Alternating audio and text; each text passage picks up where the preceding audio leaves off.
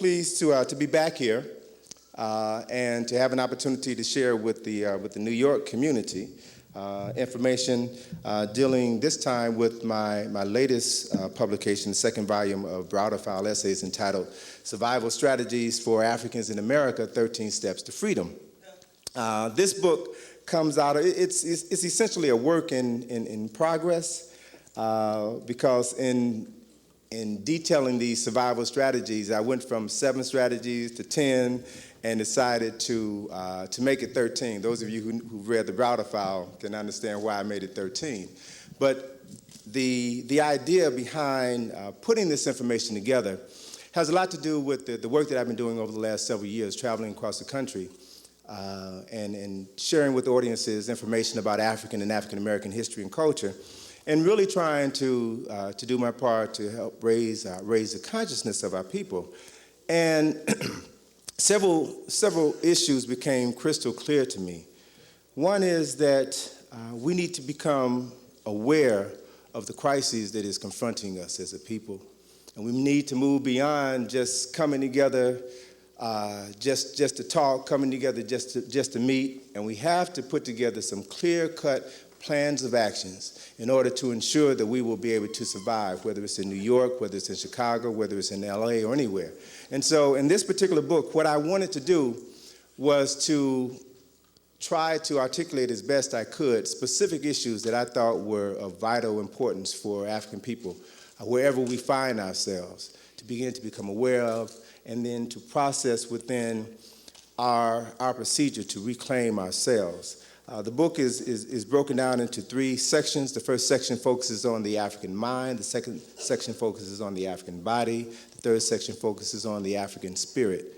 And I believe wholeheartedly that it's important that we reclaim our minds, begin to heal our bodies, and to reconnect with that African spirit within all of us in order for us to begin to do the great work that stands before us. It's also critically important that we realize that we are truly unique people, but we can't continue to talk about what we've done in the past if we are seeing our cities and our communities being destroyed every waking day. We're going to have to begin to do some work. And there's nothing wrong with work.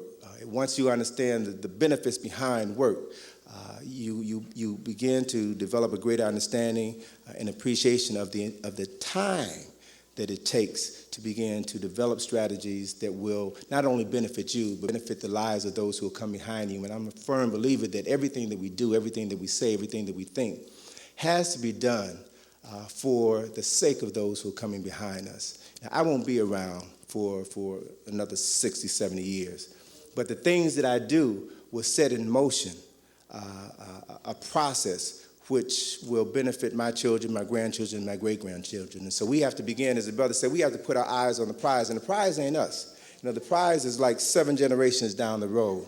And when we can begin to shift our focus, shift our consciousness, and then to have that focus begin to affect every aspect of our being, then we can begin to see some specific changes come about in our thoughts and our actions and within our communities. And then we instill those beliefs and that motivation into another generation who now has a foundation upon which to build.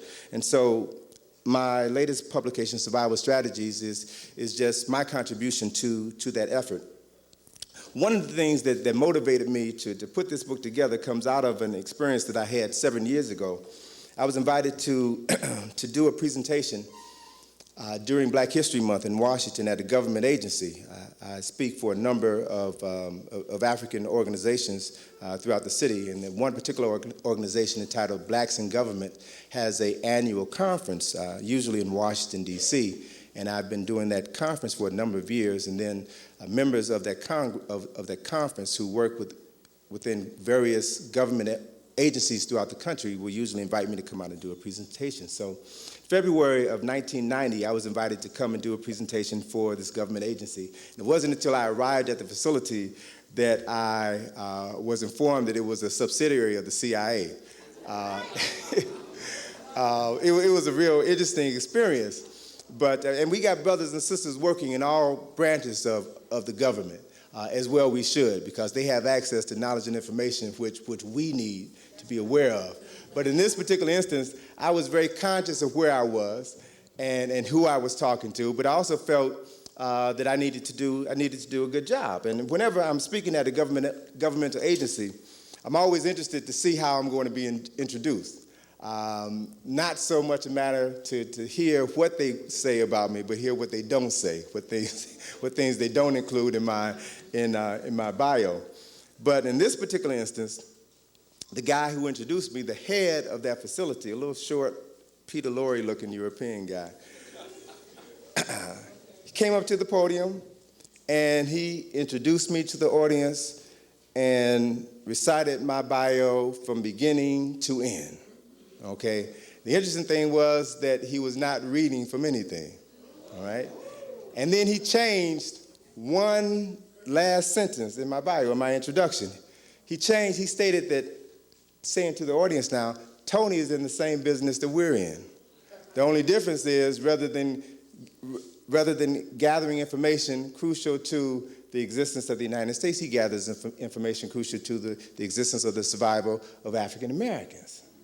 And I thought about, the impact of that comment didn't hit me until a couple of days later, once I began to really get a better understanding of information gathering agencies, whether it's the CIA, the FBI, Army Intelligence, or Navy Intelligence. Intelligence gathering agencies exist primarily to gather data on their enemies. That data is then analyzed and then disseminated to people within the agency, who would then determine how that information is going to be used in order to ensure the survival of that agency, of that nation, and of those people. And so when I thought about his comments from that context, I said, well, essentially that is what I'm trying to do, trying to gather information, document information that is crucial to the survival of African people. It's also important that in the process that information be used not just to help us survive, because an animal can survive. We need to move beyond just functioning in survival mode and begin to map out processes of thinking, map out changes in our behavior so that we can achieve this elusive thing called freedom. All right? And we can begin to raise our children within an environment in which they, as free people, will be able to do the things necessary to ensure their development as human beings. All right? And it is a process that we have to go through in order to do these things. So what I'm going to do this evening is to go through these survival strategies and to use some visuals to help illustrate some of the themes, concepts, and ideas that I'm going to be introducing to you this evening. I am, by formal training, an artist, a designer. I have a PhD in nothing. I'm not trained as a historian. I began to develop an interest in African history and culture only after I graduated from Howard University and realized that I had been miseducated. Realized that all of my life, even though I had gone to predominantly black schools, I was learning about other people's history, culture, philosophy, other people's God concepts. And it wasn't until late that I began to realize that I had a history, I had a culture, I have concepts of God that I felt were crucial to my development as a person. And so when I began to shift my focus and study our history and our culture, my life was transformed. Specifically, when I made my first trip to Egypt with Dr. Ben in 1980, my life has not been the same. And so I'm eternally grateful to Dr. Ben and other scholars who have paved the way for me to do the work that I'm doing now. And so as a result of my coming to that level of awareness, then I have sought within my own being to seek out information that is going to help me perfect my essence as a person of color, as a person of African descent. So I submit these survival strategies to you this evening. The method through which I'm going to present this information is through lecture as well as through visuals, because Through my training as an artist, as a designer, my experience in the field of advertising, I understand the power of images to speak to the subconscious mind. And so it's quite helpful to use some of those images to convey concepts and ideas, to reinforce some of the concepts and ideas that I'll be sharing with you. So let me begin by going through these 13 steps, survival strategies for Africans living in America. First step is that racism and white supremacy are the most persistent problems confronting African people in America, okay? For those of you all who live in New York, you know that to be a fact. So it's critically important that we understand some basics. One is that, first of all, there is no such thing as race. The concept of race was created by racists in order to devise a system that would categorize humanity by color and assign the lowest ranking of intelligence and accomplishments to people with darker skin. German scholars at the University of Göttingen in the latter part of the 18th century literally created this concept of race, created the term Caucasian, and develop an educational system which set in motion problems which we are still experiencing today, all right? We need to realize that while there is no such thing as race, and as Professor John Jackson says in his book, Introduction to African Civilization, there's only one race, the human race, which had its origins in Africa. And so if we are familiar with the research done by geneticists and anthropologists and paleontologists, we know that everyone on this planet is of African descent. We were the first human beings. So it becomes critically important that we understand that, but we also must begin to understand that there is such a thing as racism and white supremacy. And I agree wholeheartedly with Dr. Francis Welsing's theory, notion that racism and white supremacy are synonymous, and that they represent an attempt by people who are a minority on the planet to shift the consciousness of people into believing that they are the minority, and to accept the fact that the true minority, the European, is the most intelligent, is the most spiritual, is the most gifted people on earth, which is nothing but a lie. And so when you begin, let me just share some information with you that comes out of a book written by Brother Kwame Ntambu, entitled Egypt and Afrocentric Geopolitics. This one paragraph surmises the essence of what I want to offer you with regards to this topic. He says, in 1492, Europeans controlled only 9% of the world. Within 300 years afterward, they colonized 1/3 of global humanity. By 1880, Europeans ruled over 2/3 of the globe. By 1935, they were in political control of not only 85% of the planet's resources, but also 75% of the world's population. In the 1990s, Europeans now control 85% of the world's population through its weapon of geopolitics or the New World Order. Now the question is, why have they done this, or how have they done this? Because they have been blessed by God with the right to go out and control and dominate people in the world? Or has it been because of the creation and implementation of these systems of racism and white supremacy? That is, to convince the world that white is supreme, white is right, and to educate us, to train us within religious institutions, to believe that lie, and then to submit to these people continually with our minds, with our bodies, and our souls. It is this submission which keeps them in power. And so one of the things that we have to realize is that racism and white supremacy are realities, but they should never be used as excuses for failure. All right? They exist, just like gravity exists. But if you understand the nature of gravity, then you can design a craft that will defy gravity and move you from one point of the planet to the other, all right? So we have to begin to understand the nature of racism so that we can devise strategies to go around it, to go through it, to go over it, to do whatever is necessary to accomplish our objectives. Right? So let's be clear on that. The racism and white supremacy are the most persistent problems confronting Africans living in America, but these problems can be dealt with and can be overcome. Right? The second step advises us to become aware of the power of the media. Why? Because the media, television, film, radio, video is the most powerful, they are the most powerful forms of communication and mind manipulation the world has ever known. Through the media, you have the ability to influence the thought and the behavior of millions of people throughout the planet in a matter of seconds, okay? Now, if this powerful form of mind manipulation has been devised and primarily utilized by people who are racist and white supremacists in their thinking, then they will use this tool to expand their control and their power and their stranglehold on people. So we have to become aware of these realities and then begin to develop strategies to protect ourselves from the media. Okay? Now, what I wanted to do at this juncture is to share with you some images, drawing upon my experience in the field of advertising and design, and share with you some images that will help to make you keenly aware of the pervasive nature of racism in the media.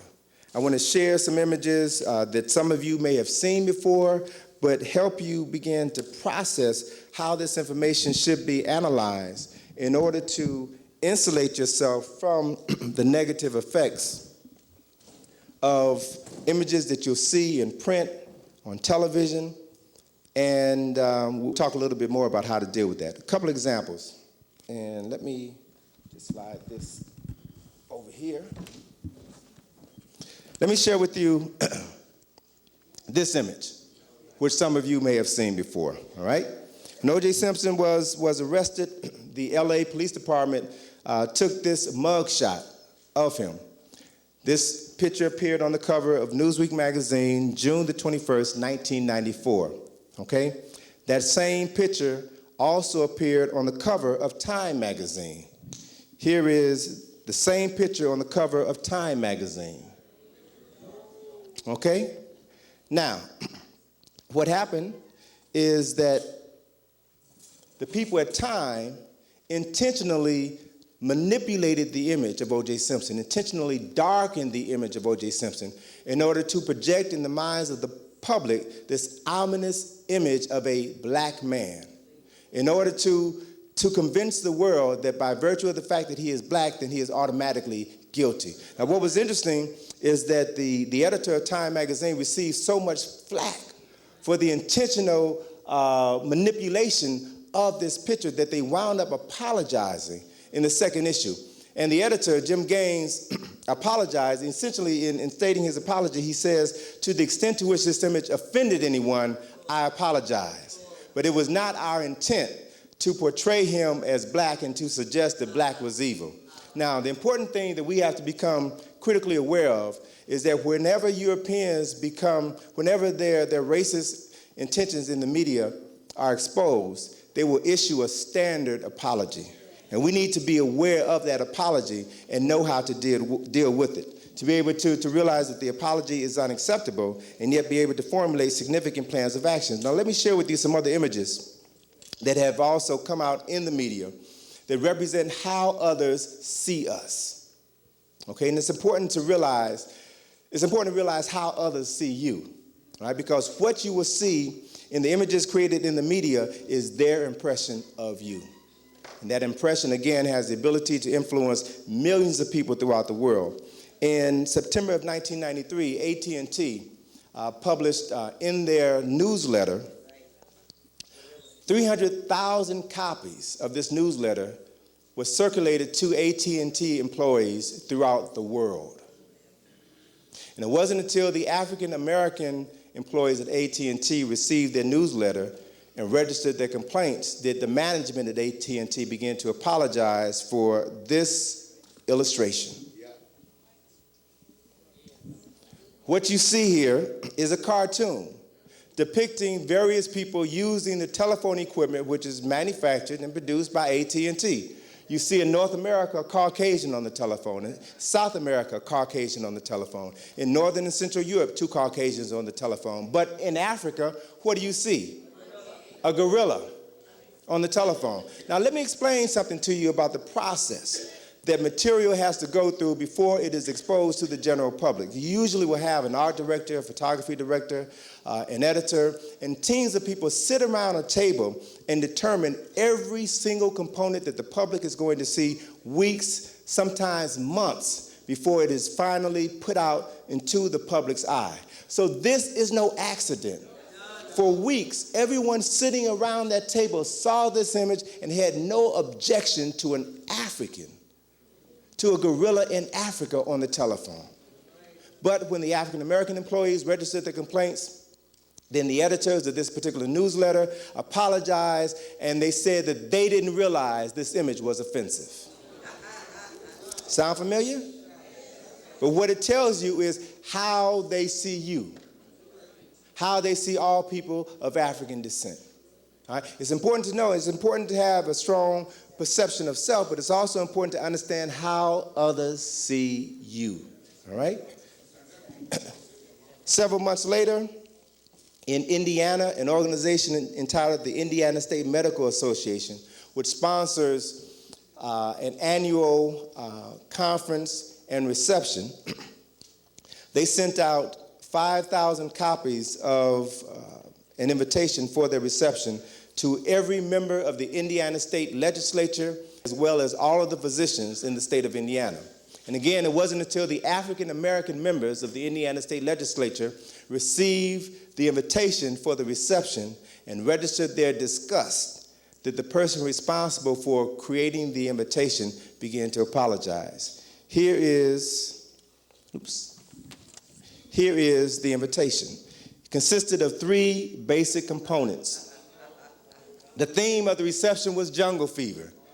It had a monkey sitting on a stack of bananas. Another component within the invitation was a depiction of an African dressed as a cannibal with a bone in his nose cooking 2 white people in a pot. All right? Just so happened that the person responsible for designing this invitation happened to be of Jewish ancestry. All right? And when complaints began to come on a consistent basis, he apologized and issued the standard apology and said, I didn't realize that this image was offensive. Right? They wound up canceling the reception, and he issued apologies to literally thousands of people, and I hope he lost his job. But again, what it does is reinforce the point that others see us in a specific light, and they will use the power of the media to project those perceptions into the minds of other folk and to influence how they see you too. Let me give you another quick example, and then we move on to some other issues. Again, I'm showing you these things because I want you to realize how subtle and not so subtle these attacks are against your being. They exist all around you. And the challenge is you cannot afford to take anything for granted. Everything that you see, especially here in New York, where the media reigns in New York, you all are constantly bombarded by images and billboards and all kinds of things that assault your senses and your spirit 24 hours a day. You have to be aware of the assault and then begin to do specific things to insulate yourself from this barrage that is designed to demoralize you, whether you are conscious of it or not. And the worst thing that you could do is to participate in your own demoralization. All right? So you have to be aware of what is happening. Let me give you another example, again, using two photographs of the same, reflecting the same thing that also reflect 2 different interpretations, 2 different ideologies. In June of 1991, Spike Lee released his then latest film, Jungle Fever, which was about an interracial relationship. And the week that the film was released, 2 nationally syndicated publications featured the lead actors in the film, which was about an interracial relationship, featured the lead actors in the film on their front covers. Now, if you just saw the magazine covers independent of one another, you may not have thought very much of them.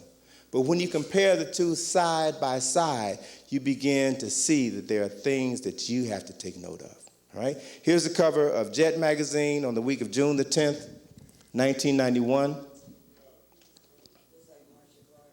Okay? Here's the cover of Newsweek magazine, the week of June the 10th, 1991.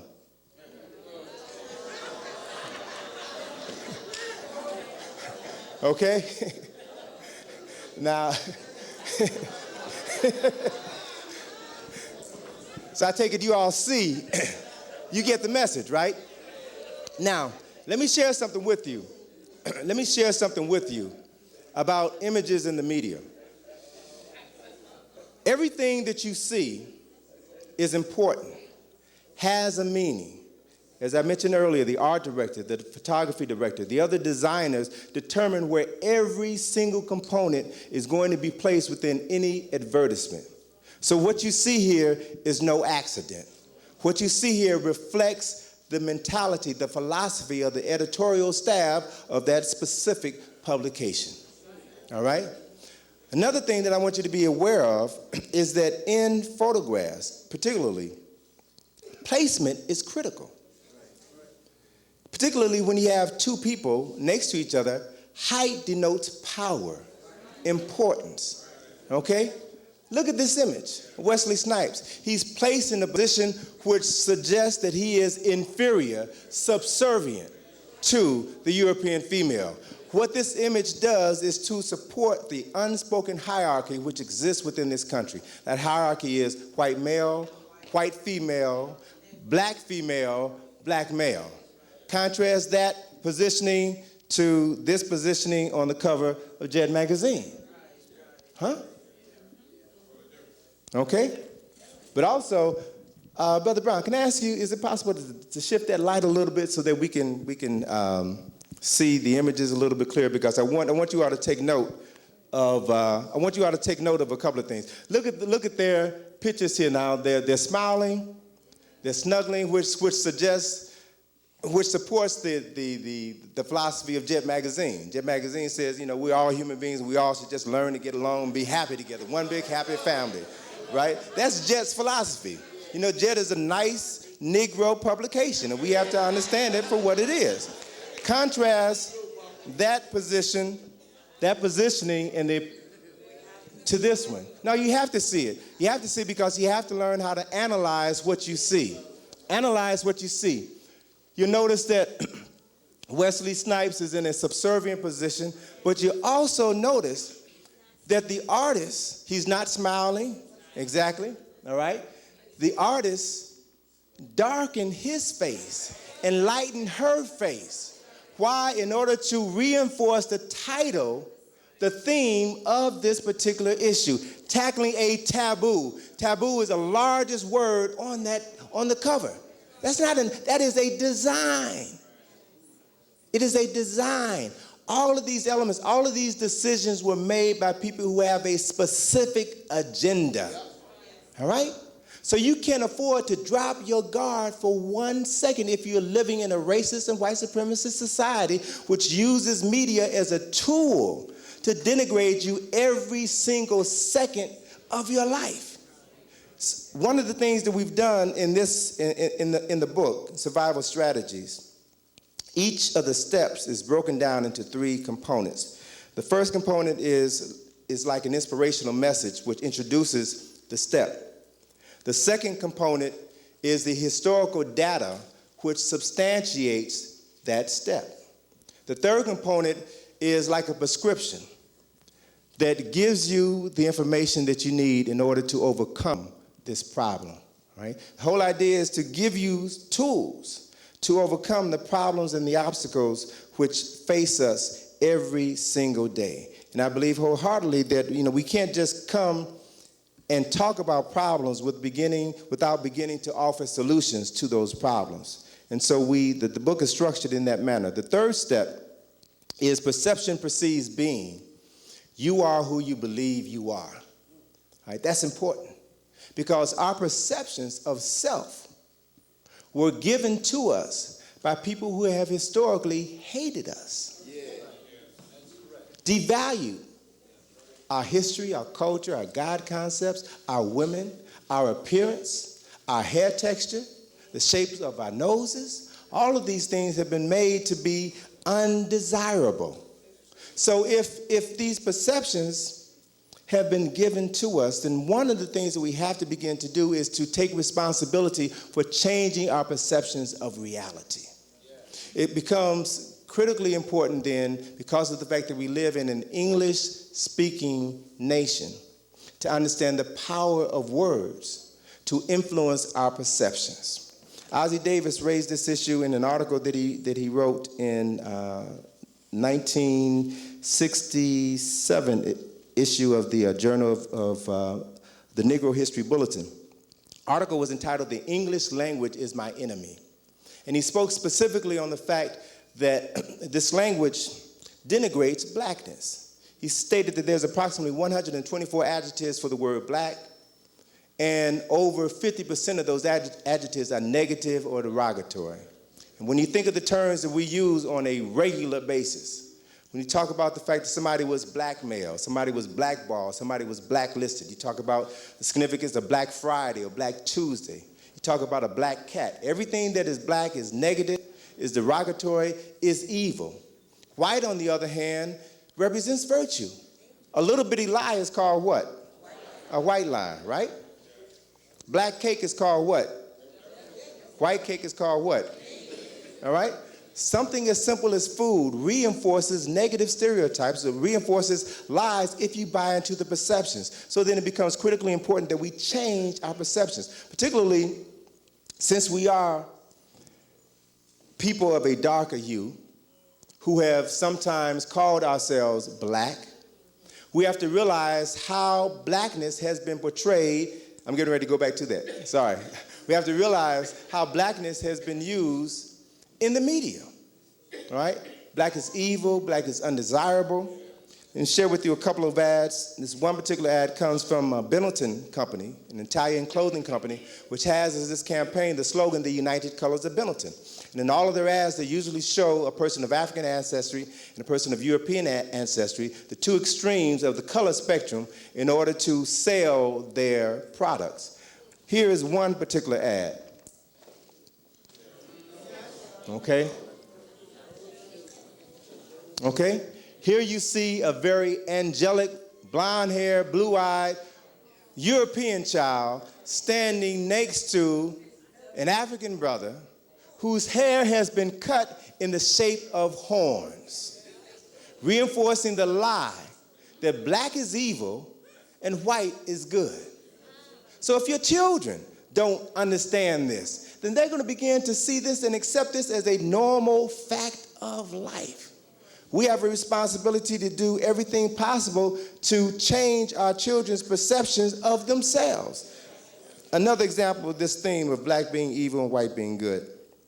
Here is an ad from a short-lived television program on ABC about 10 years ago. The program is entitled Good and Evil. It's about two sisters. Good sister is dressed in white. The word good is written in white letters, has a halo over the G. The evil sister is dressed in black. The word evil is written in black letters, has horns coming out of the E and a tail coming out of the L. Again, reinforcing the lie that you all, blackness is evil, white is pure and godly. And so when we begin to become aware of these issues, begin to become more sensitive to these issues, and try to raise the level of consciousness, raise the level of sensitivity among our folk, they often tell us, you just too black. How can I be too black? It's what I am. I've never heard anyone accuse a Korean of being too Korean or a Jew of being too Jewish. You are who you are. You are who the Creator made you to be. So it is your obligation, it is your responsibility to be the best person you are. So even within my family, because my life is essentially no different from yours. Those of you who come to the lectures here, who hear the various speakers talk about our history and our culture, and they go back home and try to share this information with your husbands or your wives, your girlfriends, your boyfriends, family members, they look at you like you crazy. Where you coming here with that African stuff, We don't need that, right? They don't want to hear because they have been conditioned to accept European perceptions of Africans, of blackness. But we've got to work overtime. We've got to love those folk because they've been brainwashed, just as we have been brainwashed, just as we are still brainwashed, all right? But we've got to work overtime to change our perceptions of self, our perceptions of the world. In one particular instance, I had an opportunity, a very wonderful opportunity, to share with my family members the value of understanding who we are and protecting our images. In this one particular example, we had a birthday party for my mother, a surprise birthday party for my mother. Family came down to Washington from Chicago for a surprise birthday party. And friends of my mother who had worked with her in Chicago, who were not able to come, sent cards and sent gifts. And as we were sitting around the table opening the gifts, she opened a card from two white co-workers that she had known for years, for over 20 years when she worked in Chicago. And they sent her this card. All right? Card reads, no gifts, no drugs, no sex. It has a picture of this fat black woman wearing a black dress with horns on her head and a pitchfork, holding a pitchfork. Okay? Inside of the card reads, the front of the card reads, no gifts, no drugs, no sex. The inside of the card reads, welcome to birthday hell. But to make a bad situation worse, my mother's good European friend wrote a note. And the note said, Annie, this is such a terrible card for such a great occasion, but the devil made us do it. Huh? So my question to her is, now these are your good friends. These are folks who like you. All right? And they sent you this card insulting you, insulting your family. Do you think for 1 minute that they would send this card to a white person? No. Because of their perceptions of us. It's all right to denigrate us, and we're supposed to laugh. It's funny. And see, that's part of the problem. We laugh too much at stuff that ain't funny.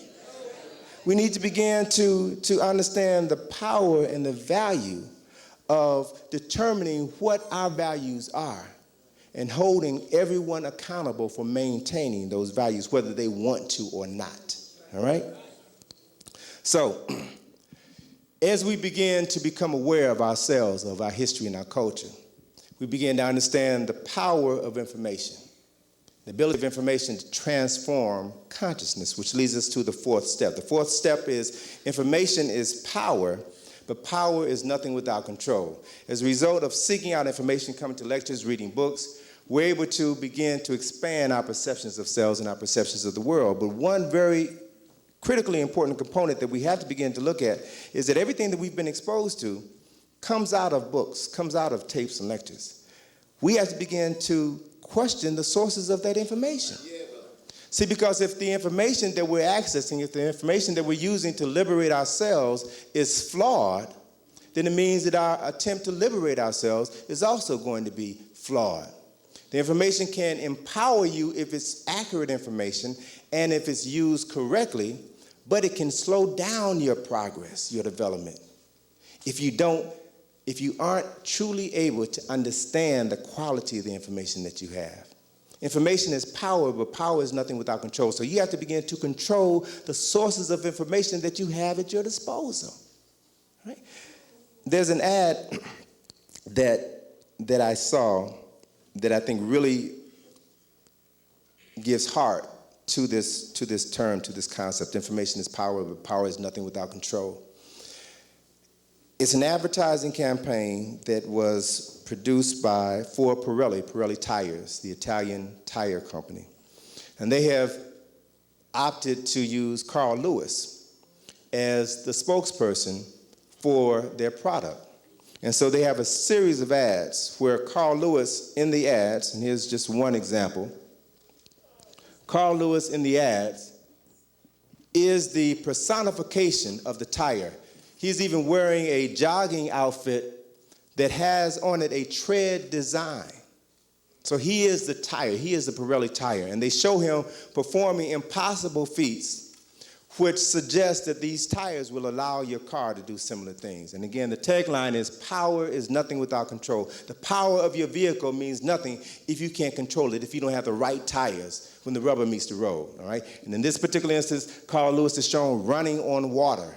And the line underneath it says, Pirelli tires handle water in ways that you've never imagined, which suggests to the viewer that these tires will help your car prevent the hydroplaning when you drive on wet surfaces, okay? That's significant. When I was traveling in England a couple of years ago, I saw an ad that was a part of this advertising campaign that I had not seen in the United States, okay? Had Carl Lewis selling Pirelli tires, but showed him in a very unflattering light. Power is nothing without control. Shows Carl Lewis with 5-inch high heels. All right? It was his butt stuck up in the air, right? Reinforcing those rumors about Carl's sexual orientation, right? But the issue is this. It's a disgusting ad that was prominently displayed on billboards all over Europe. All over Europe.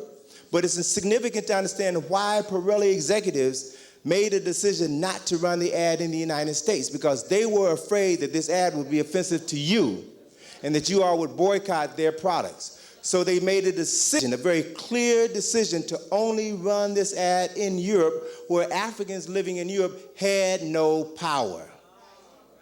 Okay? So they're telling you very clearly, if you can't control your power, then others have no reason to respect you. All right? So as we move forward with the acquisition of knowledge and information, we've got to empower ourselves with that information. If not, no reason for people to respect us, because we are not acting, we're not moving in a manner that commands respect. See, respect comes not necessarily as a result of what you say, because talk is cheap, and we've been talking too long. Respect comes from what you do. Respect comes from the legacy that you establish and pass on to those who come behind you. That lets people know, that sets down a record of your seriousness. Right? So we've got to begin to understand what it takes to use knowledge and information to empower ourselves to change the world.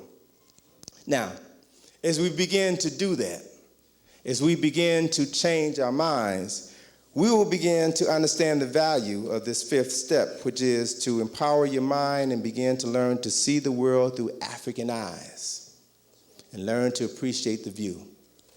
Because of the fact that we live in a society which denigrates everything that is African. We have been programmed, our people have been programmed to reject Africa. Why should I travel to Africa? I can go to Europe, I can go to France, I can go to England, I can go to Germany. What's in Africa? Right? We don't understand the value of Africa. Right? And so, as a result, even the things that have come from Africa, the perceptions of the things that have come from Africa have been changed by non-Africans in such a way to drive us away from it, even on a psychological level. So let me ask a question of you. Let me just do a little survey in the house to find out the extent to which all of us have been affected by conditions of racism and white supremacy. Can you make out that image? You know what that is? What is it? Wait a minute. I'm hearing different things. Some people saying it's a Sphinx, right? Everybody says it's a Sphinx, raise your hand. All right. Everybody who thinks it's something else, raise your hand. All right. So most of the people in this room think that this is the Sphinx. All right. What we have to realize is that this is not a Sphinx. You've been taught, you've been trained, you've been conditioned to believe that it's a Sphinx. How can you call, Sphinx is a Greek word. How can you call something that was created by Africans over 3,000 years before Greece was established, how can you call it by a Greek name? And what is the significance of that name, and how does it affect your perception of this thing? All right? Let me show you. Brothers and sisters, that is the Sphinx. That's a Sphinx. Okay? Sphinx is a Greek word which means to strangle or to hold. All right? It's a Greek word that means to strangle or to hold. And even in many of the words that we used in the language today, many of the words are derived from Greek. Matter of fact, in the medical profession, there are muscles in the body which are called sphincter muscles, which do what this Greek sphinx did, to strangle or to restrict the flow of something. The pupil of your eye is a sphincter muscle. Every time the brother turns on this light, my pupil shrinks in order to restrict the amount of light coming into my eye so that I can see. All right? You all are sitting on a sphincter muscle right now. All right? When you get diarrhea, it doesn't work, right? You understand? You understand the value of certain things being able to control the flow of certain things, right? But the whole concept of the Sphinx comes from a story written by the Greek playwright Sophocles around 450 BCE. He wrote a play called Oedipus and the Sphinx. And in this play, in this story, and it's very important that we understand this story and its relationship to us as African people. In this story, which is a story of Oedipus Rex, became the prototype, the blueprint for all the Greek tragedies. It is the quintessential Greek tragedy. In this story, there was this Sphinx, this monster that had the head and breast of a woman, the body of a lion. The reason why it had the head and breast of a woman was because the Greeks didn't think very much of women. They believed that women were one level above scum. Greeks believed that women were inherently evil, all right? Women were a necessary evil used only to bring other male children in the world, all right? We have to begin to put this history and this culture in its correct context. The Greeks were the first so-called civilization to legitimize the concept of homosexuality. They believed that the greatest love that a man could ever experience is the love of another man, all right? And so they demoralize women at every given opportunity. And so they made the Sphinx a woman. And the Sphinx was a woman which was perched on a cliff alongside of a road which led to the city of Thebes in Greece. And the Sphinx asked the question of every person who wandered down that road. That question we now know today, it's been handed down from generation to generation, coming from the European tradition. The question we now know today is the riddle of the Sphinx. And in essence, that question is a test of one's higher order thinking, one's cognitive abilities. All right? The riddle of the Sphinx was what walks on 4 legs in the morning, 2 legs in the afternoon, and 3 legs in the evening. And the more legs that it walks on, the weaker it becomes. All right? The test, the riddle was a test of your cognitive abilities because you weren't supposed to take it literally. You have to learn to read between the lines to understand the hidden message, and then to determine your response based upon your own personal experiences. But everyone who tried to answer, well, it's a 3-headed monster for so-and-so, everyone who couldn't answer that riddle was strangled by the Sphinx. Hence the word Sphinx means today to strangle or to hold. That's the history behind this word. The only person who successfully answered the riddle was this man named Oedipus, who was leaving his homeland in the northern part of Greece because he accidentally discovered, when he talked to the oracles, he discovered his destiny was to murder his father. And he was raised in the household of the king. His father was the king and loved his father so that rather than fulfill his destiny, he decided to leave his homeland and go someplace else. And as he was traveling to Thebes, his destination, he came upon this monster, the Sphinx, which said to him in a booming voice, what walks on 4 legs in the morning, 2 legs in the afternoon, and 3 legs in the evening. The more legs that it walks on, the weaker it becomes. And Oedipus knew that if he didn't answer that riddle, he would be murdered. So he thought about it, gave it some serious thought, and then gave the only conceivable answer based upon examining his own personal life, and came up with the answer, man. Why? Because in the morning of his life, man, as a child, crawls on 4 legs. In the afternoon of his life, as an adult, stands erect on 2 legs. In the evening of his life, as an elder, walks with a cane of 3 legs. So after having given the Sphinx the correct answer, the Sphinx then committed suicide by jumping off of a cliff. Oedipus then was free to continue his journey to Thebes. came to Thebes and told the people of his encounter with the Sphinx and how he answered the riddle and the Sphinx committed suicide. And the people of Thebes were so happy because the Sphinx had been terrorizing the countryside for years, and they decided to honor the bravery of Oedipus by allowing him to become the new king. Because their king, Laius, had left to go on a journey and never returned, and they assumed that he was killed by the Sphinx. So they allowed Oedipus to become the ruler of this land. They even allowed Oedipus to marry the widow of the former king, Jocasta. So Oedipus married Jocasta. They had a couple of kids. They were doing well. I mean, things were really rolling in Thebes for a number of years. And then things began to fall apart. Everything started going wrong. Oedipus called the oracles to come and let him know what the problem was, tell him what he could do to solve the problem. The oracles told Oedipus, things will continue to go bad for you and your city until the murderer of King Laius is found and forced to atone for his sins. So he sent men out to scour the countryside to find out who killed King Laius. Right. A few weeks later, a guy came back in and said, King, I got some good news, got some bad news. Good news is I found the murderer of the king. The bad news is it's you. Okay? So remember, you said the oracle told you that you were going to kill your father, the king in the other land? And so you left so that you wouldn't fulfill your destiny? And as you were traveling to Thebes, you encountered this man and got into an argument with this man and killed him? Well, that man was Laius. Laius was your true father. See, because when you were born to him in Thebes, he consulted the oracles, and the oracle said that his son would kill him. So he gave you to a man who was supposed to kill you, take you out into the countryside and kill you, but the man couldn't bear to kill you, this innocent baby, so he wound up taking you to this kingdom far away, and you were brought up in the household of this king, the man that you thought was your father, okay? So when Oedipus found out the truth, when his wife/mother found out the truth, she committed suicide. And Oedipus, upon discovering that his mother killed herself, took 2 pieces of glass and blinded himself, stabbed his eyes out because he could not bear to see the world that he created. Murdered his father, married his mother, and produced 3 children, Okay?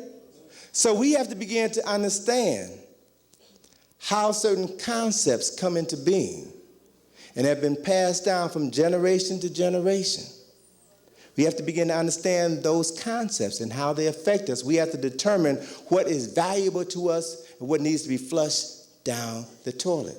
The story of Oedipus, Laius, and Jocasta is a story of European family values. All right? It represents European family values. Let me give you some historical data. I'm not just making this up. I look to a very prominent Jewish psychiatrist named Sigmund Freud, father of modern psychoanalytical thought, who worked with nothing but European patients. And in having his patients lay down on his sofa and describe their problems to him, he saw a pattern. And the pattern that he saw, he referred to as the Oedipus complex, which was a desire on the part of his male patients to murder their daddy so they can have sex with their mama. I'm not making this up now. So we have to begin to look at that and put that issue in its correct historical context. And we have to be able to contrast that issue and that image with this one. So you should never, as long as you live, ever refer to this as the Sphinx. You do your ancestors a disservice. One of the names for this statue, one of the African names for this statue is Heremaket. H-E-R-E-M-A-K-H-E-T, Heremaket, which means Heru on the horizon. This statue is one of the oldest statues ever made by human beings, 240 feet long, 66 feet high. It is a statue that has the head of a man, specifically the head of Heru. Who is Heru? The son of God. All right, so let's look at this African family for a second and then contrast it to the European family and determine whose view of the world, whose perception of reality, whose perception of family values should we follow, okay? Within the story that came out of Kemet, Heru's father was named Asar. His mother was named Aset. So we have Asar, Aset, and their son Heru, who we know better by their Greek names. Asar was known by the Greeks as Osiris. Set was known by the Greeks as Isis. Heru was known by the Greeks as Horus. Okay? So Asar and Set and Heru. Asar was regarded in the myth of ancient Kemet, the country that we now know by its Greek name, Egypt. Okay? He was the first ruler of Kemet. He brought civilization, he brought writing, he brought agriculture to the people, and was loved by everyone except his brother, who had a problem, who was envious with his accomplishments. He was murdered by his brother, Set. Body was cut into 14 pieces and scattered throughout the land. Asar's wife, Aset, went out and found all of the pieces of her husband's body, wrapped them in a shroud, buried it. It took her 72 days to find all of the pieces and to adequately memorialize her husband, prepare his body for burial. That 72 days is the length of time that the ancient kings of Kemet used for the embalming process, 72 days, based upon this story, right? And so Aset buried her husband and honored his memory and grieved over his loss, not only because of the fact that he was a great king, but also because of the fact that she was a virgin. They never consummated their marriage vows. And so Asar, the spirit of Asar, saw his wife grieving. And so one evening, his spirit came and impregnated his wife, Aset. And then 9 months later, she gave birth to a son, Heru, who was born on the same day as his father, same birth date as his father, December the 25th. Okay? He was born, this is a story which comes out of Africa over 6,000 years ago. Okay? Heru was born specifically to avenge the murder of his father and to reclaim his father's throne on earth. He did battle with Set, and if any of you have ever gone to Kemet at the temple of Edfu, you'll see on the side of the temple a panel, 12 panels of Heru doing battle with Set. And then in the 13th panel, then Set is chained, is confined, and then Heru is prepared to ascend to the throne of ancient Kemet. So Heru then becomes the model for the hero, the model of virtue, the model of one who preserves the family honor. And then he then becomes the legitimate heir to the throne of Kemet. He becomes the symbol for divine rulership in Kemet. And then after Asar had done these things, after Heru had done these things, Asar then, being vindicated in death, is resurrected from the grave. He is resurrected, and then he takes his place on the throne of judgment and determines whether or not the souls who come before him on judgment day will go to heaven or to hell. All right? So you see within this African story, love between a woman and her husband, undying devotion on the part of the woman, love for the husband to come back and plant his seed in his wife so that their child could then come forth and continue the legacy of the family. And then a son honoring his family's legacy, his father's legacy, restoring his father's name. Those are African family values. Those are the issues that we should be focusing on and passing on to our children, and not the Greek freaky concepts and ideas that have been destroying our spirit for so many years. So when you begin to see the world through African eyes, you learn to appreciate who you are and the legacy of those who came before you. First 5 steps are a treatment for helping you reclaim your African mind. The next 4 steps deal with the African body. And let me run through them rather briefly, because I really want to focus on the 4 steps that relate to the African spirit, okay? Step 6 is become aware of the uniqueness of your African body. Now, essentially what I mean by that is the fact that we've been led to believe that since we all are human beings, that we're all the same, which is not true. There is a fundamental difference between humans as they evolve from one stage of life to another, and there's also a fundamental differences between humans of other ethnic groups, various ethnic groups. We are not all the same. Sunlight does not affect us the same way it affects Europeans. Certain foods do not affect us the same way that they affect Europeans. So then it becomes critically important for us that we begin to understand those fundamental differences that make us who and what we are, and realize that those differences are not things that make us less than someone else or better than someone else. They just make us different. So when you begin to understand what those differences are and build on those differences, then you truly can be the best person possible. But you cannot expect those who have been responsible for miseducating you, for enslaving you, to tell you what those differences are and to show you how to accentuate your being. It's not in their best interest to do so, all right? It's our job, it's our responsibility. And once you begin to become aware of those differences, then step 7 tells us to develop cultural and holistic approaches to health. Because there are ways, specific ways that we must address specific problems that we have. There are specific things that we need to be aware of in order to maintain our health. Certain foods that we should not be eating. Certain things that we should not be drinking.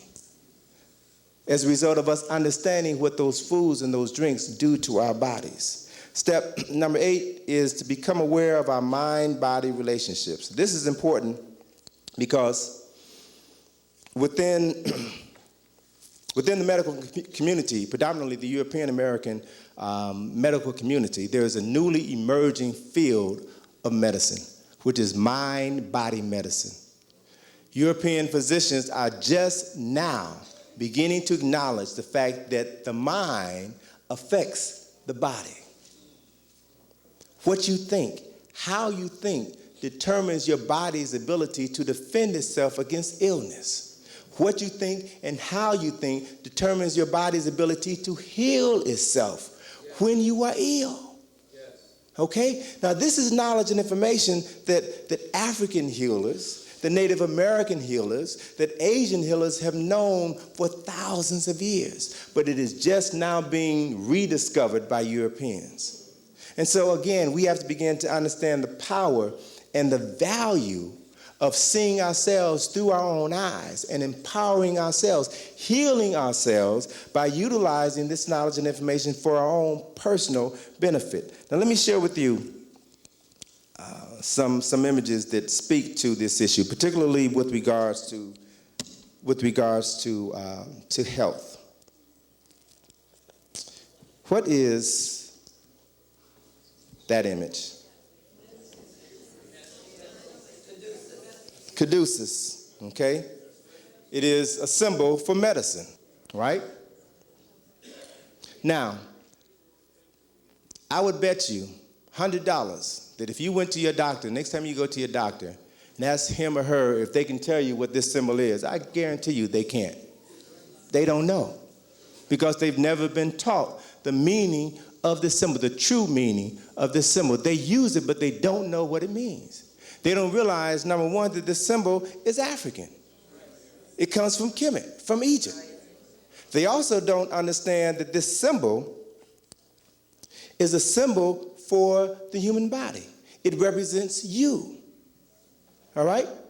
The various components within this symbol, the ball at the top of the symbol represents your mind. The staff that extends from the ball is a symbol which represents your spinal column. The 2 serpents intertwined around the staff represent the flow of energy, whether it's electrical energy that moves through your spinal column or whether it's the flow of blood, the circulatory system through your body. It represents the flow of energy through your body. Your body is comprised of several systems. And in order for those systems to function adequately, they must be able to move from one point to another without any impediments. When they are able to do that, then your body will be free from illness. And so the wings represent the body's ability to liberate itself as a result of it being whole. But when there are obstacles, when you eat the wrong foods, when you think incorrectly, then you begin to establish blockages within your body, which impede the flow of blood, the flow of electrical energy, the flow of hormones within your body, which then causes a blockage, and then illness to become, it literally breaks up the ease which exists within your system and creates a condition of dis-ease. And you become ill at the sight of that disturbance. And then you go to somebody who doesn't understand the significance of this system, doesn't understand the significance of your body to heal you. And you wonder why you keep getting sick. You wonder why doctors practice medicine? All right? Why they practice, right? But let me share with you the importance of this symbol and help to put it within an African context. Again, because one of the beautiful things is once you begin to get on the path of learning to understand and appreciate your history and your culture and those things related to your culture, then you can find things everywhere you go that will reinforce your value as a person, okay? Here is a drawing of Jehuti. Jehuti is the Kemetic or Egyptian Neter or god who is associated with science, medicine, and healing. This particular drawing comes from the temple of Seti I in Abydos. And on the wall is this carving of Jehuti holding in his left hand 2 staffs. And intertwined around each staff is a serpent. And each serpent has on his head a crown. One crown represents Upper Egypt, the other crown represents Lower Egypt. Each staff has a flower at its top. One flower is the lotus flower, the other flower is the papyrus flower, symbols of Upper and Lower Kemet. So these 2 symbols represent not only the nation of Upper and Lower Kemet, but they also represent the regions, the upper and lower regions of your body. So Jehuti is holding both of these symbols in his left hand. And in his right hand, he is holding an ankh, the key of life, the symbol of life. And he is holding this ankh to the nostrils of the king, Seti I. He is giving life to the king, making him whole, making him stable so that he can continue to rule his body and the land, okay? So the symbol of the Caduceus, the Greek symbol of the Caduceus, is nothing more than these 2 serpents combined into one particular symbol. Now, let me take you on a historical journey. Jehuti was the African Neter associated with science, writing, medicine, healing. When Kemet was conquered by the Greeks in 332 BCE, the Greeks then took this history, took these symbols, Hellenized them, and then incorporated them within the Greek system of science, of medicine. And they took this image of Jehuti, Hellenized him, and he became known to the Greeks as Hermes. Hermes is the god of medicine. And you see Hermes holding on his shoulder the caduceus, the staff of Hermes, the symbol of the medical profession. You'll also see that Hermes has a hat with wings on his hat, wings on his head, and also wings on his feet, representing swiftness of thought and swiftness of the body. All right? The two regions of the body that are moving with speed, moving with direction, moving with a purpose. So the essence of the Caduceus has been embodied in the symbol of Hermes. When the Romans conquered Egypt in 30 BCE, they took everything that the Greeks had taken from the Egyptians, Latinized it, and then made it their own creation.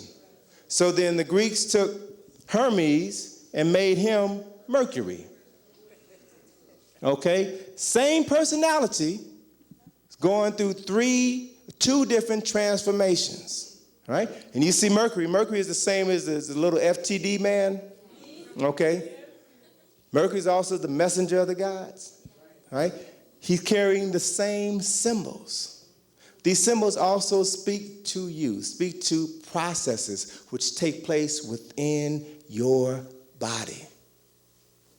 And if you begin to understand how to interpret these symbols correctly, then they can be your keys to a long and healthy life. Because they are telling you that there are certain ways that you have to begin to see your life as an African person in order to be whole, in order to be healthy. The 9th step is entitled Familiarize Yourself with the Mysteries of Melanin. All right? And this step is designed specifically to help us deal with a very important aspect of life, which for so many years, knowledge of which has been intentionally withheld from us. Right? Based upon the fact that every person, every living being on this planet has melanin in their bodies.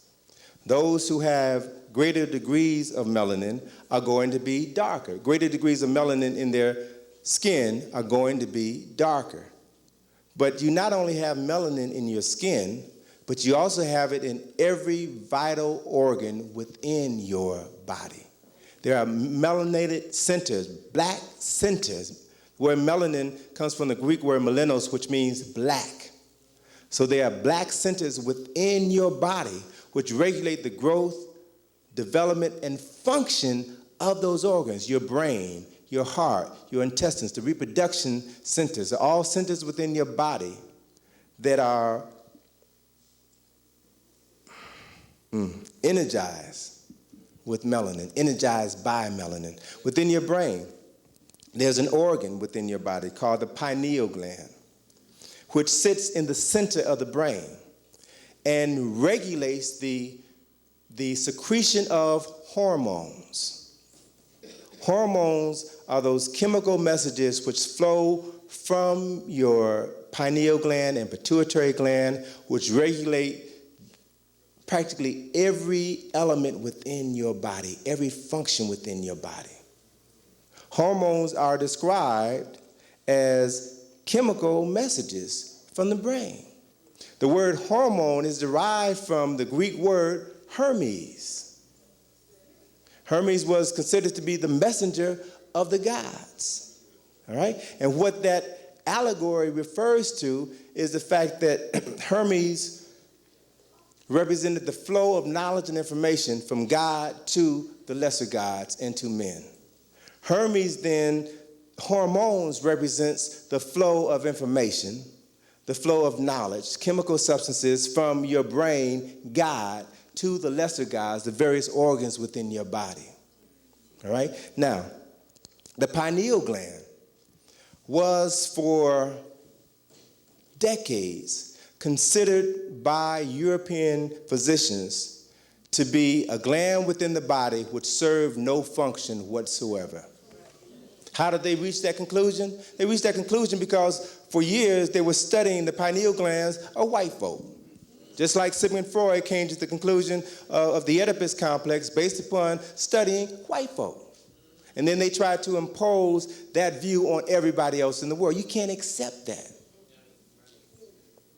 Europeans, and 85% of the European population, the pineal gland is a small calcified organ.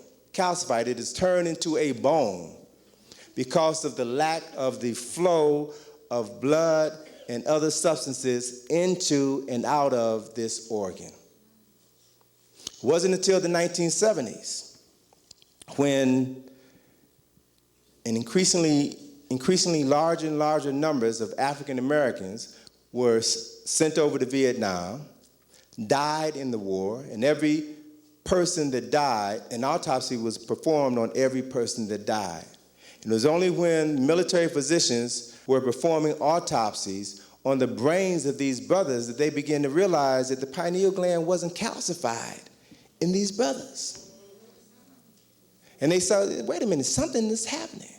It's calcified within 85% of the Europeans that they performed autopsies on, but it's not calcified within 85% of the African Americans. So they began to do some research on the pineal gland, and they began to rewrite the functions of the pineal gland. So if you look at medical texts before the 1970s, they would tell you that the pineal gland is a calcified gland and serves no function within the human body. You look at medical texts today, and they would tell you now that the pineal gland is one of the most important glands within the body. It is regarded by many as the master gland within the body. Regulates the secretion of essential hormones that are critically important to your development as a person. But it does not function within 85% of the European population. All right? Pineal gland secretes two hormones. It is the presence of sunlight on your skin, the presence of sunlight that travels along the optic nerves in your eye that stimulates the pineal gland to produce and to secrete two very important hormones, melatonin and serotonin. Melatonin is manufactured during the day. The presence of sunlight causes your body to manufacture melatonin. It is manufactured during the day and is secreted by the pineal gland in the evening. Serotonin is a hormone that is manufactured during the evening and is secreted during the day. These two hormones and their relationship to one another are essential for human development. Europeans only 2 years ago have developed a way to synthesize melatonin. So you'll notice within the last 2 years, melatonin has been touted as this new wonder drug that can readjust your body clock, the circadian rhythms which affect your mood. The melatonin can increase your sex drive. It is an anti-aging hormone. It has all of these attributes which cause it to be heralded as one of the most significant substances that the human body needs in order to survive. It's something that 85% of the European population does not produce, but it's something that all of you all create every single day. Okay? So, the key is that you have to begin to realize that you don't need to buy melatonin. Number one, it is a synthetic drug. And you all don't need to put anything artificial in your body. All you need to understand is that there are certain things that you can eat. Greens, huh? All right? Certain vegetables, certain fruits that you can eat that enhance the production of melatonin within your body. It does it naturally. All right? And then you need to begin to understand something about what this secretion of melatonin does within your body. It allows you to experience a greater state of calm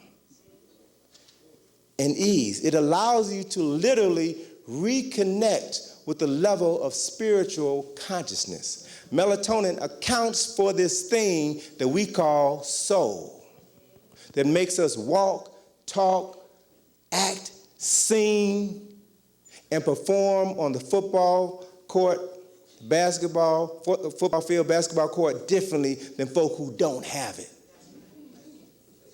This is a real functioning component of your body, right? And so in this particular step, in the 9th step, we talk specifically about what we need to know about this substance, how we can enhance it, how we can utilize it in order to in order to help us improve the quality of our lives. And I mentioned before that melatonin accounts for this thing that we call soul, this thing that allows us to have this very special relationship, this intimate relationship with God.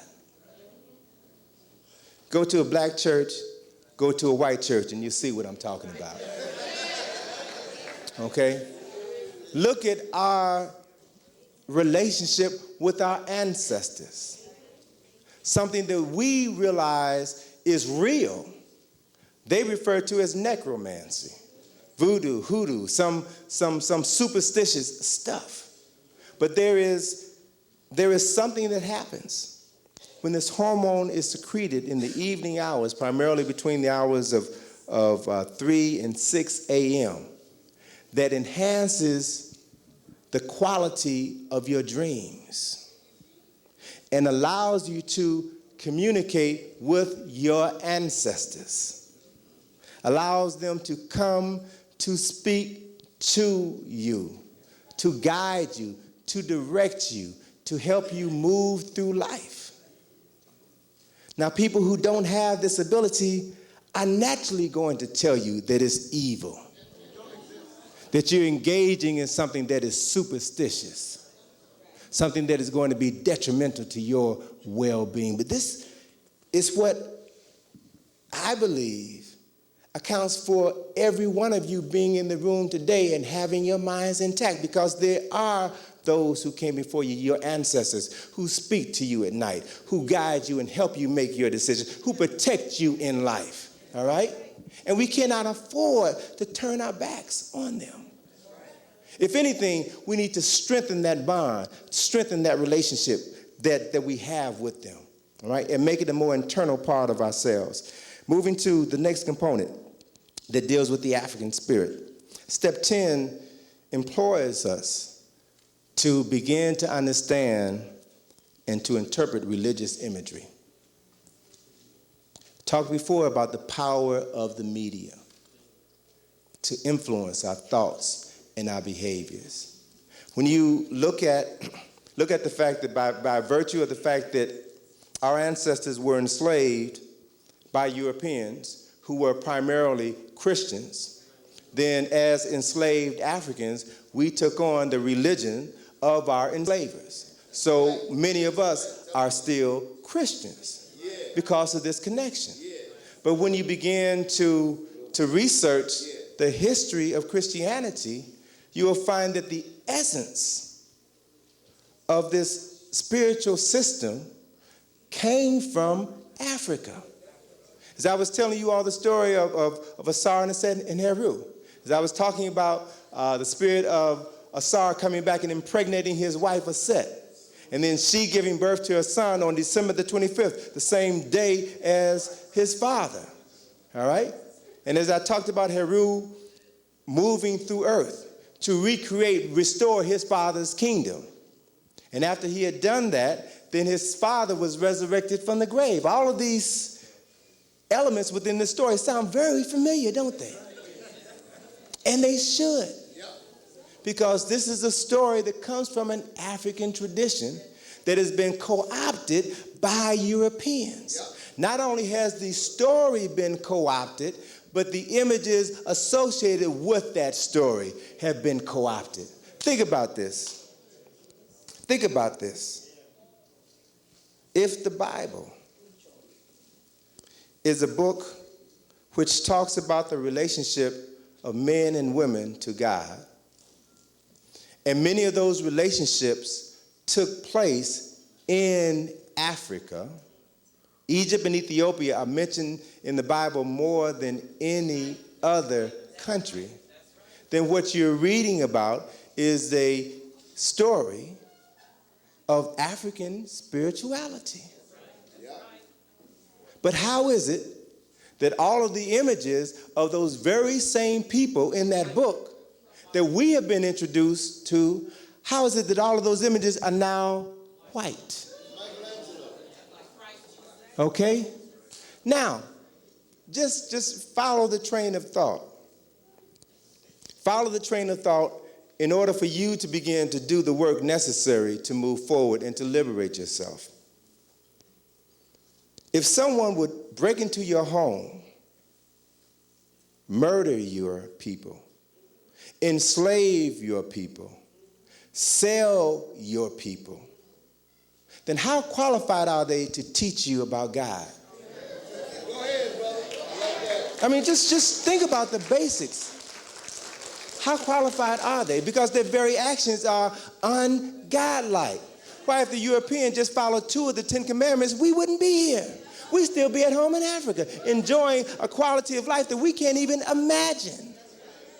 So not only did they distort the story of African people, but they changed those images in order to sell you a lie. And if someone would lie to you about God, then the question is, what won't they lie to you about?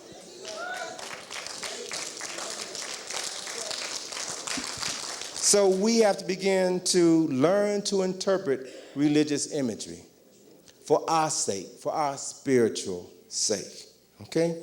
Step number 11 tells us to learn to honor the memory of our ancestors. Why is that important? It's important because when our ancestors were murdered, were enslaved, when we were brought over on the ships and forbidden to speak the language of our people, to practice the history and culture of our people, we were also forbidden from attempting to reconnect with the spiritual memory of our ancestors. And we were told that it was evil. Such practices were superstitious. Such practices were ungodlike.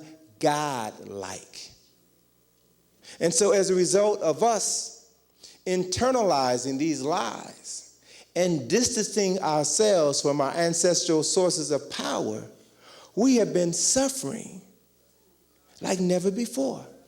Think about it from the standpoint that every people who have come to this shore, to America, everyone outside of the native, the indigenous inhabitants. I don't even like to call them Native Americans because that name doesn't even relate, doesn't even do them justice. Everybody who came here basically came with their own free will, except us. They came with their history, their culture, their language, their philosophy, and their God concepts intact. And they understand the value and the power of honoring the memory of their ancestors. So they have holidays or holy days set aside to honor George Washington. The Irish have St. Patrick. The Italians have Christopher Columbus.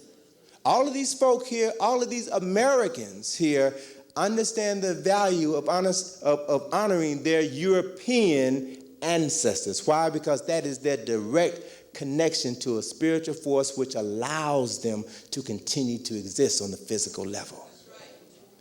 Basic information necessary for your survival. And so as a result of us not learning to, as a result of us being, number one, miseducated and not understanding the power or the value of reconnecting with the story of those who came before us, then we forget about what happened to our ancestors.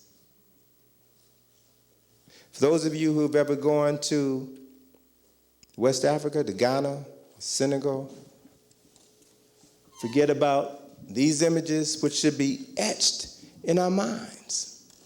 The millions of men who were chained in the slave dungeons. And it wasn't until I went to West Africa several years ago that I began to understand the importance of what happened to us and honoring the memory of those who died. I saw in those dungeons, and it's very clearly marked, rooms for the men. And again, I remind you now, these were families who were stolen from their homeland. I mean, it's just like us sitting here in the theater this evening, having a family meeting, a family discussion. and thugs busting through that doorway and putting us all into railroad boxcars and taking us to God knows where. And you never seen your home again. Never seen your children, your wives, your family members again. This is something that happened to us for hundreds of years by the millions. There were dungeons where the women were placed for weeks and months on end until those ships came. And they were led from those ships into the door of no return, and they were never to see home again. It's important to understand the historical reality that the first slave ship that took our ancestors away from home was a slave ship called the Jesus. It's important to understand that when those enslavers filled up those ships with the Africans, they would make it a point to load first on the ship one man and one woman who they would record in the ship's log as Adam and Eve. And every other person that boarded that ship was given a number, 3, 4, 5, 6, 7, 8, 9, 10. And that ship was packed with as many people as that ship could hold. It's important to understand that when these ships set sail for North America, Mexico, or South America, it was believed that if these ships set sail on a Sunday, the Lord would bless their journey. This process went on for over 400 years. One particular image I want to share with you, and these last two images we got from Haile Gerima. They were stills from the movie Sankofa that we incorporated in my daughter's book, Africa on My Mind, Reflections of My Second Trip. This particular photograph is key. This is a photograph that was taken in the late 1800s, a photograph of a captured slave ship. It was an Arab slave ship, okay? And can't really see it clear enough, but there's about 50 people, Africans, on the deck of the ship. This ship was commandeered by British, who then took these Africans back home, all right? But they took these photographs to document what was going on in Africa at that particular time. So there's a group of about 50 people on the deck of this ship. Now, it's important to note that all of these people are children who range in age from about 4 or 5 to 17, 18, and 19. All children. You realize nobody was spared. Matter of fact, they had a desire to get children because children were easier to break. Didn't have to worry about resistance for them. Plus, they would last longer because all we were labor. We had no rights. They didn't even see us as human beings. They didn't even see us as possessing a soul. Still don't, huh? So the question is, what do we see? Because of the fact that many of us have accepted their indoctrination, their interpretation of us, many of us don't see a person of value when we walk down the street and see our brothers or sisters. So we have to begin to understand the power of honoring our ancestors and begin to realize that when we come to gatherings and pour a libation and call on the ancestors to be in our midst, and bless our gatherings, you all got to realize that you can't continue to call the ancestors and then not do anything with their power. Because if you do, they'll realize that you're just playing around, wasting their time, and they will stop coming. And you think you in trouble now, you ain't seen trouble until they turn their back on you. Okay? Step number 12. Almost done. Step number 12 is entitled, Learn to Prepare Yourself for War and Peace. Essentially, what we're saying here is that if you understand the 11 previously stated steps and understand the reality of those steps, then you'll begin to realize that we have been living under conditions of war all of our lives. We have to begin to realize that war is not always a direct physical confrontation. There are many types of warfare. Psychological warfare, economic warfare, biological warfare, mental warfare, spiritual warfare, economic warfare, educational warfare. We have been under assault. Our ancestors have been under assault from the moment they set foot on these shores. So then we have to begin to realize where we are and then determine specific strategies to allow us to exist in this point in time. And it's important, it's critically important because of the fact that 99.9% of us ain't never going to Africa. We're gonna spend our lives right here. So if you're gonna stay here, then you need to be aware of everything that is happening so that you can make the most of your time on these shores. And so in this particular step we talk about, I make reference to an ancient Chinese book entitled The Art of War. A book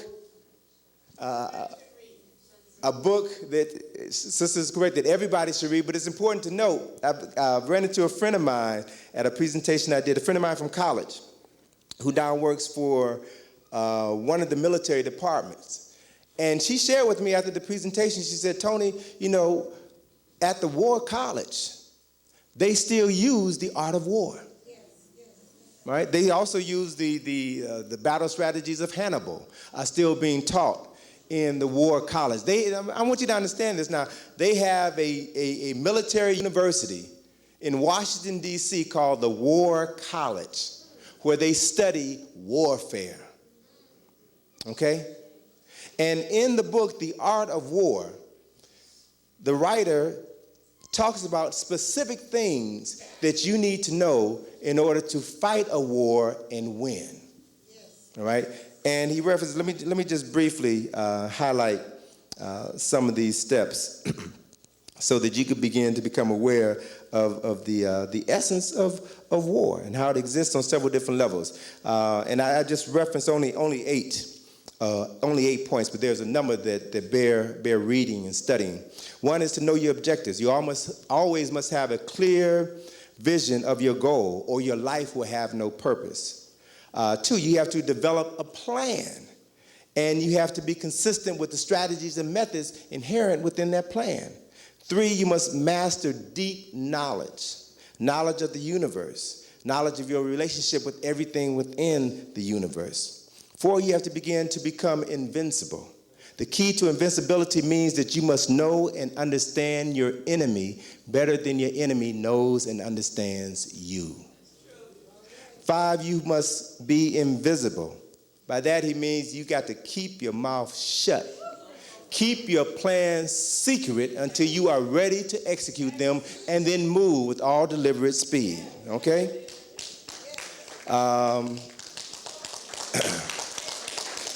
7, they talk about being strong. Being strong is more than just physical strength. You do have to deal with physical strength. We all need to exercise. All need to be out walking or riding your bikes or jogging, getting some fresh air, getting some exercise. You also need to exercise your mind. Turn off the television. Turn off the radio. Pick up a book or engage someone in a meaningful dialogue, because your mind, just like any other muscle within your body, atrophies through non-use. All right? And it will not be able to serve you if and when you need it. The last point that I reference here is strive to win without fighting. And he states that it's always best to win a war by not fighting one. Huh? What's he saying? You know, you win a war by not fighting one. What that means is that you so totally prepare yourself to defend what you have, that your enemy knows not to mess with you. Those folk are crazy. I want to have no parts of them. All right? Now, how do you begin to cultivate this ability to appreciate what you have so that you're willing to give your life to protect it? You do that by cultivating peace, harmony within yourself, finding peace within your soul. So you begin to truly love and appreciate who and what you are. Love yourself such that you understand that you aren't going to, that you understand, first of all, that we are spiritual beings with a physical body. And that our bodies are temples. Temples are sacred structures which should not be violated by vile speech, thought, or substances. Okay? So when you begin to honor your body in that regard, then you will begin to find the center of peace that exists within you. And that peace then will guide and direct your thoughts and actions. And you will be able to tap into this unlimited reservoir of knowledge and power, which has always been available to you, always at your disposal. Once you begin to tap into that realm of consciousness, then literally you are able to remove yourself from illness, from mental and physical distress, from poverty. Because we live in a universe where there is no poverty. And when you understand the fact that all money is a tool, money is an instrument to transform your life. Money is not the end, it is a means to the end. And that when you are living in harmony with your Creator, and the spirit of the Creator flows through you, then money is never a problem. You will always have the money that you need to do anything that you need to do, as long as it is the right thing. Huh? Along that same line, if you understand the nature of your relationship, the potential of your relationship with the Creator, then illnesses and diseases are practically non-existent. If the Creator dwells within you, then you have within this body everything you need to heal yourself and stay strong. Illnesses are a physical manifestation of your separation from the Creator. Huh? So it is by finding peace and allowing your true spirit to manifest itself in everything that you do, that you would then be able to cultivate the ability to create heaven here on earth. That's the divinity that exists within you. That's the power that every person in this room has. And so when you can create this paradise here on earth, beginning first with your body, then next with your home, then your community, then your city, then you will begin to understand the value of doing whatever is necessary to maintain the peace. Which means that if someone comes in to your household, to your community, to threaten what you have, then you do whatever is necessary to take them out. You're crazy not to. It's bizarre. It's bizarre that as a people, we're the only ones who believe that we have to love our enemy, turn the other cheek.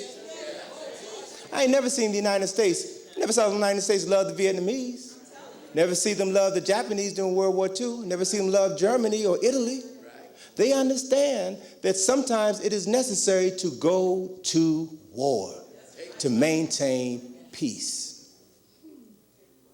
All right? So we've got to understand that.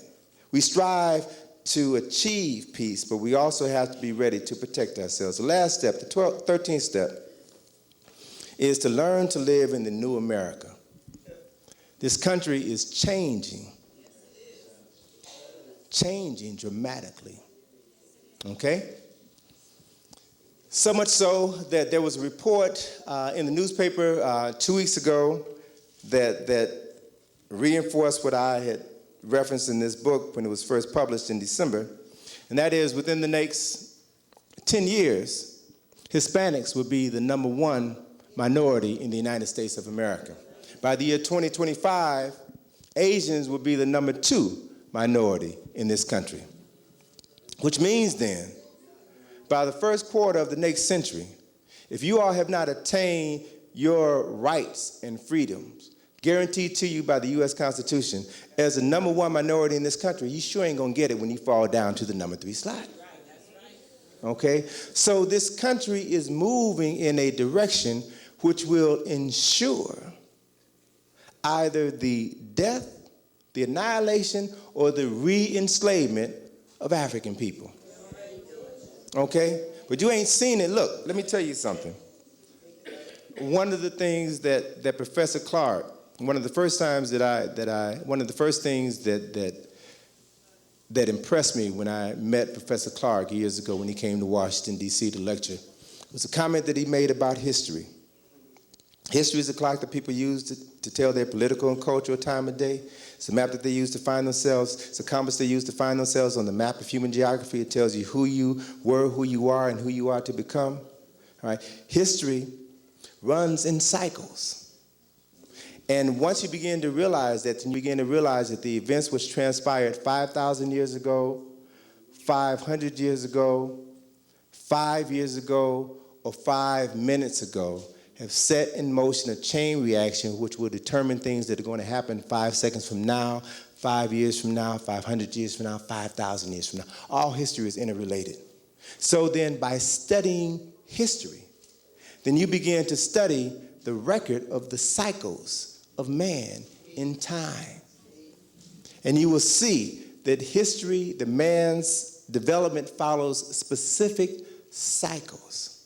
So by studying this information, the person who studies history will know where they are at any given point in that cycle.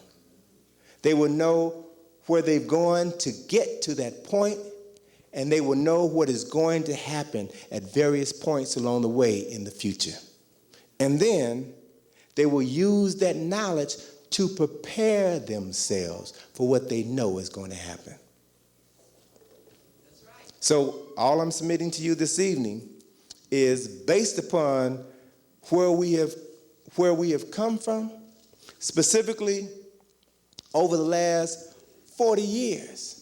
It's very easy to determine with 85% accuracy where we are going within the next 25 years, all right?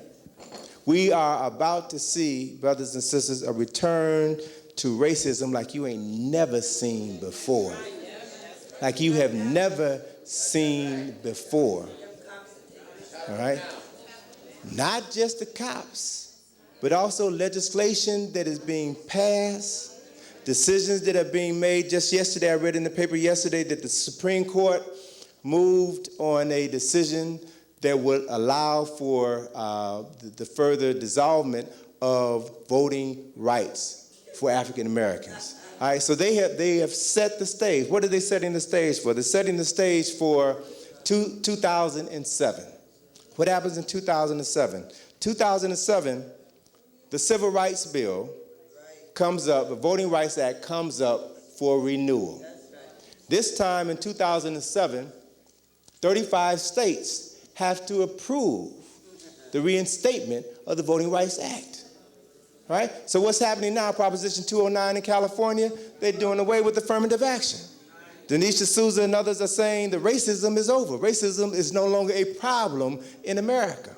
The stage is being set to jettison all of the civil rights laws that were passed in 1964, the laws that have allowed many of us to get decent jobs, government jobs, to get a decent education, and to be able to have the quality of life that we will always do. Those things are about to be rescinded. And when they are, who are you going to have to fall back on? The reality of the situation is The reality of the situation will be then as it is now.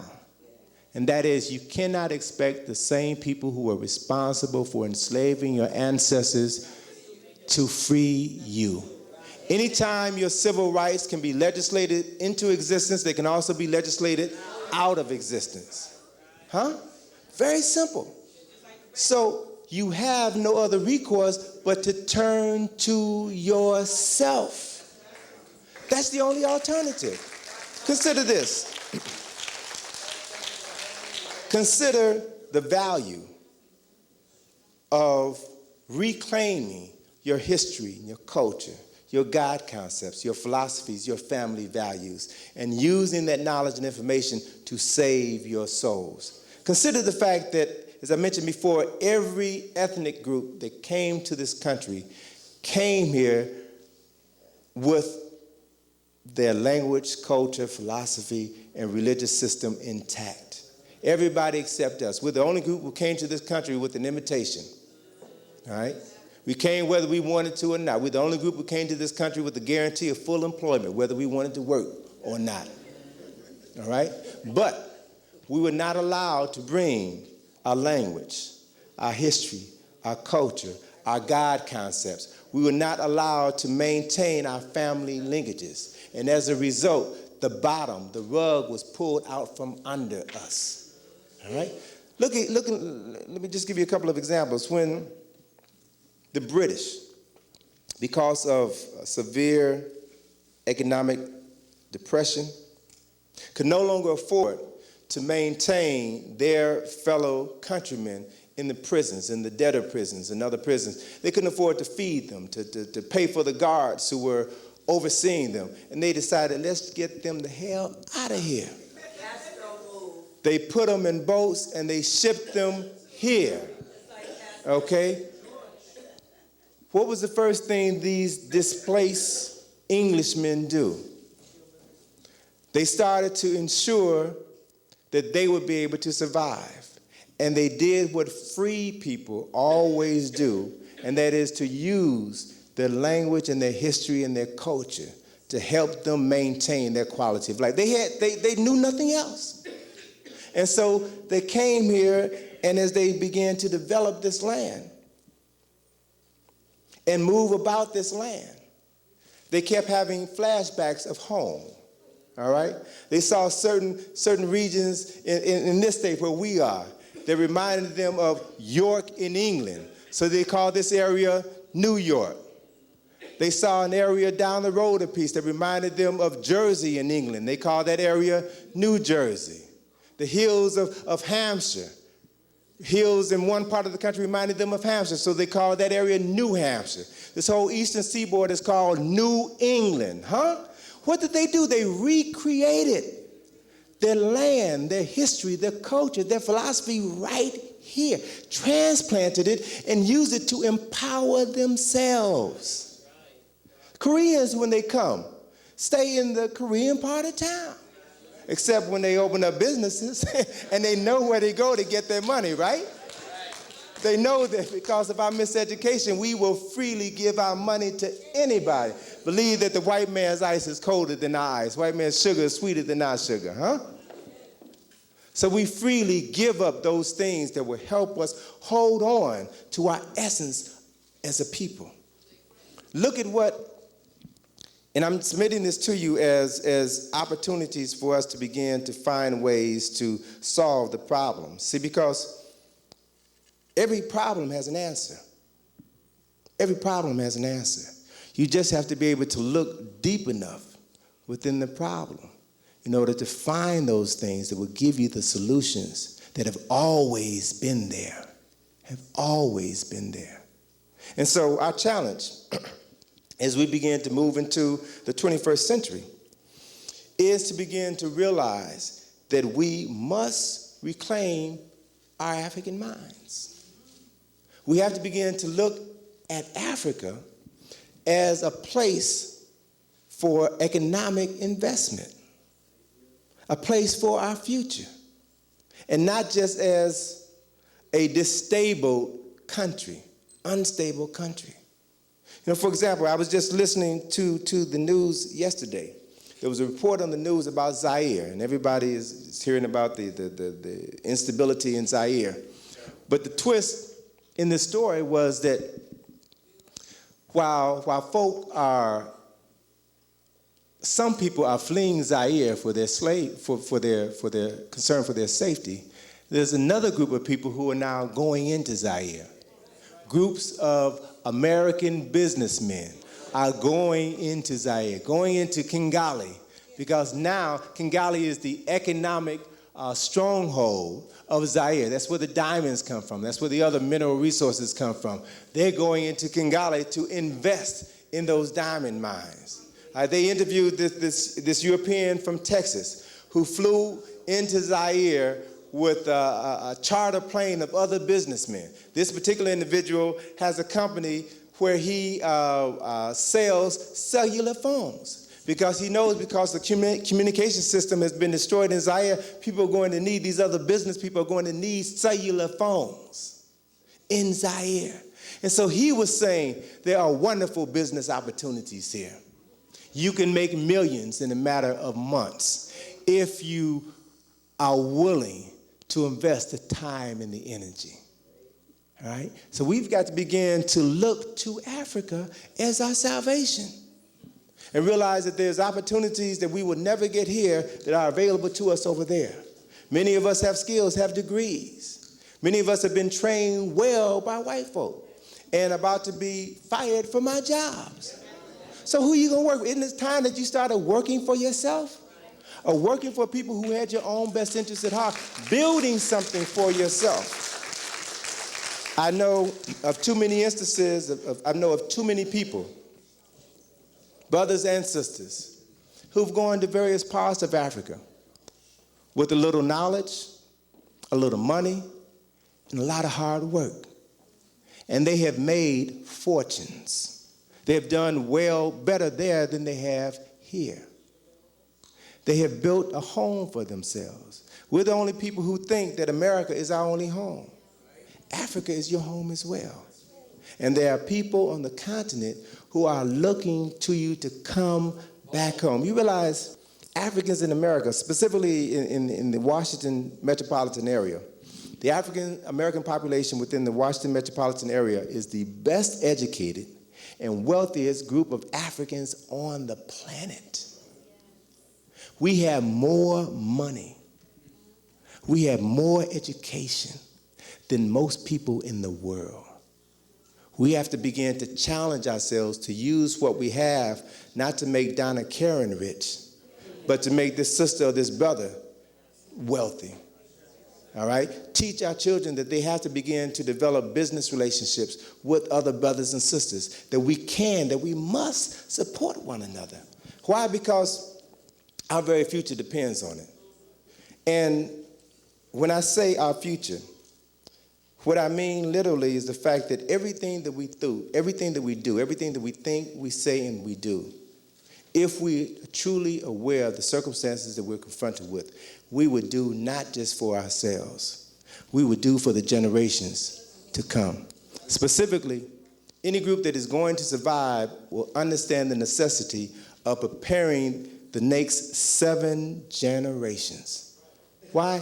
You have the power by the things that you do, the things that you say, to influence the children under your care. And your children in your household will then pass on that knowledge, those values to their children. Their children will pass it on to their children. Their children will pass it on to their children. So then you, in effect, have the ability to determine the quality of life for the next 7 generations. We're talking about you exercising your right to influence the decision-making abilities of African people for the next 150 years. People who desire power, who are concerned about establishing a legacy for those who come behind them. Think 7 generations in the future. It's the only way that you can ensure your survival. So I want to challenge you all, brothers and sisters, to move beyond the limited range of just barely surviving in New York City, in the state, in this country, and begin to see yourselves as citizens of the world. Begin to realize that you have access, or you should begin to access knowledge and information which is available to you, which will allow you to transform the quality of your life and affect the minds and the consciousness of generations to come from you. If you begin to exercise those skills and those abilities, you will begin to see obstacles moving out of your way. And this work becoming easier and easier for you.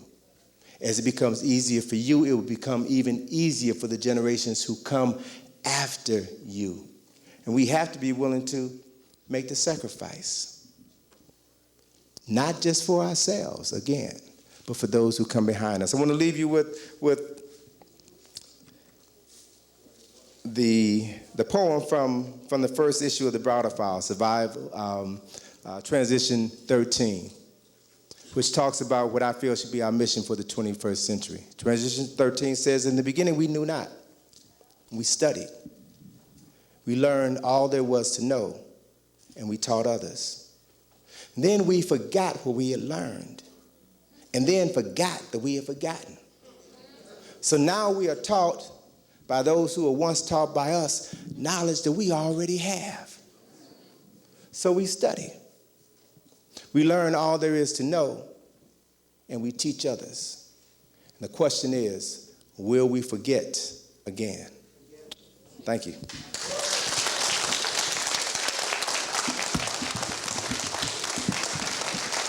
That's all right. Thank you, brother. Anthony Browder. Let's give it up. Anthony Browder. Let's give it up.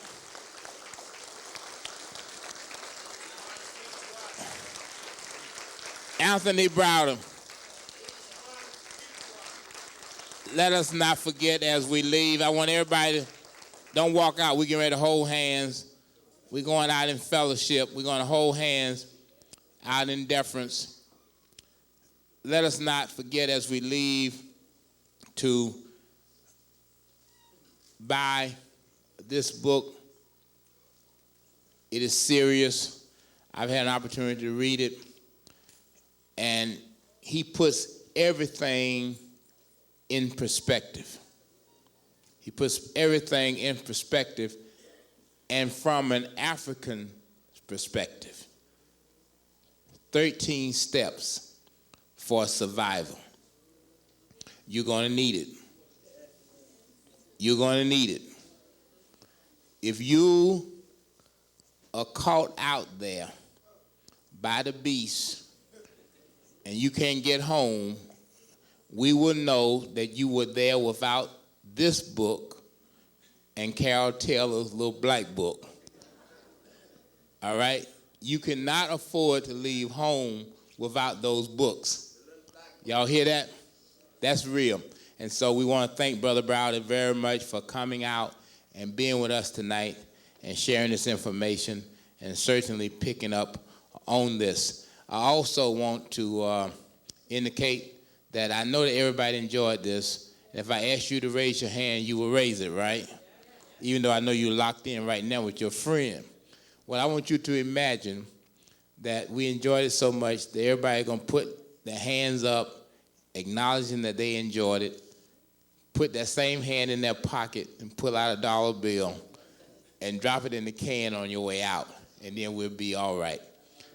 We want to thank you very much for coming out. I want to acknowledge Sister Camille Yarborough, who I believe was here tonight. Dr. Leonard Jeffries and Brother Smalls had to leave a few moments ago. We want to acknowledge them.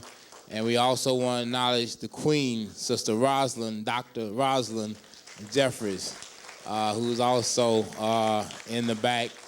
And want to thank all of you for coming out. I will call all of your names, but a little bit after. Y'all excuse me for not calling your names tonight. We'll do that next week when we get out a little bit earlier, or maybe the week after that. I forgot Steve Coakley's coming next week, right? We're an African people, robbed from our homeland robbed of our names, our languages, our cultures, our religions,